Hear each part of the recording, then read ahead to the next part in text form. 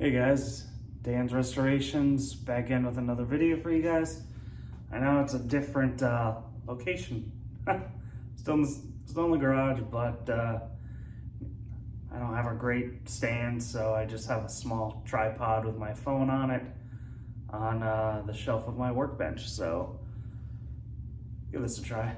But so this video is going to be, so what I plan on doing is once a month showing my favorite tool of the month that I've used a lot of, and that's pretty much it, so stay tuned.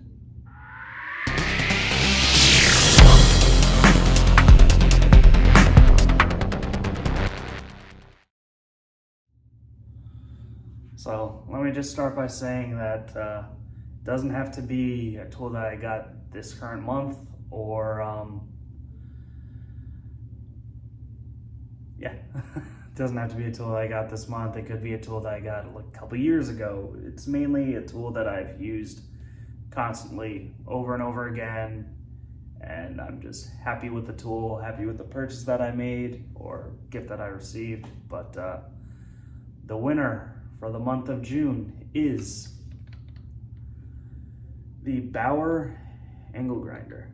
Now this one I got, actually I think I bought it I bought it Father's Day. This was an open box tool. It cost me, what was it, $25 I think. It was slightly worn, mainly I think just someone bought this for a project, finished the project, and then returned it. But very happy with this. I have used this a bunch. I've used it on most of my restorations that I've done recently, and then other projects that I haven't done on camera. But really like this tool. Really like that's cordless. I do have the corded version of this, which I use that occasionally, not a whole lot. Be a video I'll probably make right after this. I made finished up one video today, and I'm working on 2 others, so that's why I have the same Demolition Ranch shirt on. But really like this tool. Haven't had any issues with it. The only thing I wish it had was variable speed. That would be cool, but I can see why they don't. I don't think,